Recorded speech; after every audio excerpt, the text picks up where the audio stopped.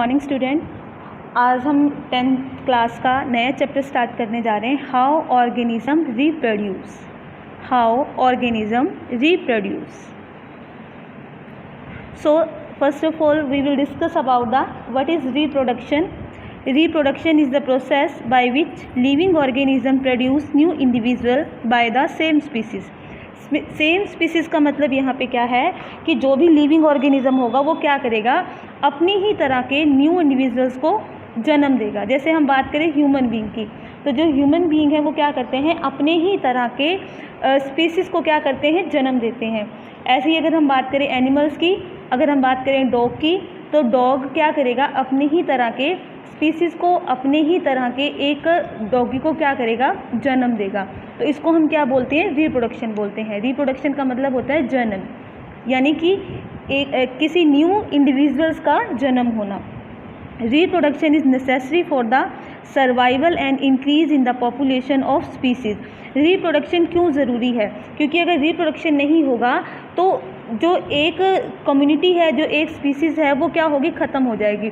For example अगर हम human being की बात करें, अगर ह्यूमन बीइंग के अंदर रिप्रोडक्शन नहीं होगा तब क्या होगा, है ना, तो ह्यूमन की जो प्रजाति है वो क्या होगी, सारी ख़त्म हो जाएगी।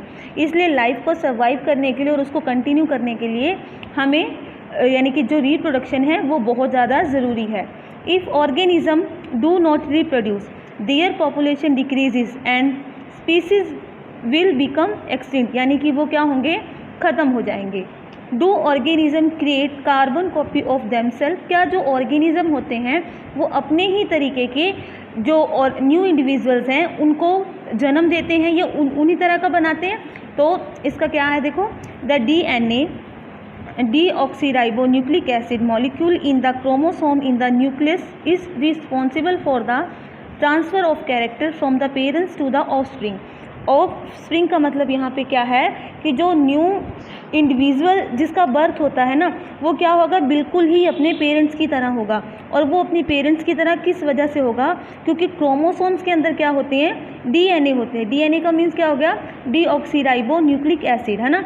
इस मॉलिक्यूल की वजह से पेरेंट्स से उसके न्यू बेबी के अंदर क्या होते हैं, ये सारी जो कैरेक्टर्स हैं वो ट्रांसफ़र हो जाते हैं। इसलिए हम ये कह सकते हैं कि जो नया इंडिविजुअल होता है वो बिल्कुल ही कार्बन कॉपी होता है अपने पेरेंट्स की तरह। During reproduction the reproductive cell produce 2 copy of the DNA which separate into 2 cell. The DNA copy will be similar but not identical to each other, so the new individual have slight variation from their parents. This is the basis for variations and evaluation of the new species। देखो कई बार हम क्या देखते हैं कि किसी के जो पेरेंट्स होते हैं उनका जो कॉम्प्लेक्शन होता है वो फेयर नहीं होता, है ना, तो जो उनका बेबी होगा उनका भी कॉम्प्लेक्शन कैसा होगा, फेयर नहीं होगा।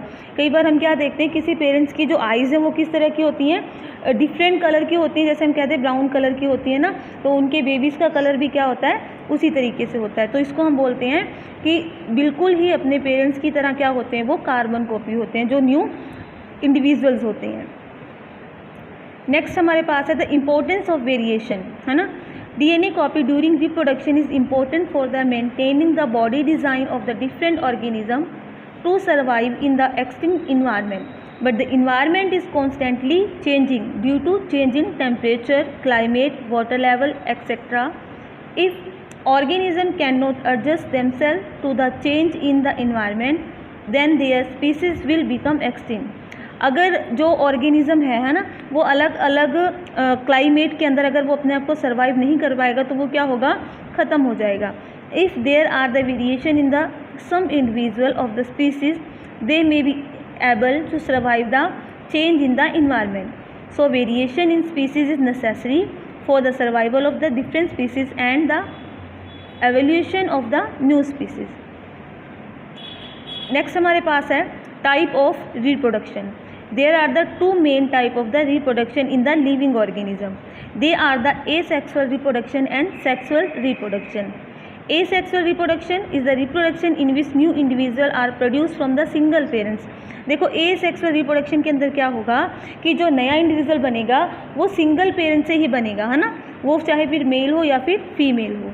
और सेक्सुअल रिप्रोडक्शन के अंदर क्या होगा, in which 2 individuals are involve to produce the new individual. इसके अंदर क्या होंगे, 2 इंडिविजुअल्स होंगे और एक नए इंडिविजुअल्स को क्या करेंगे, प्रोड्यूस करेंगे।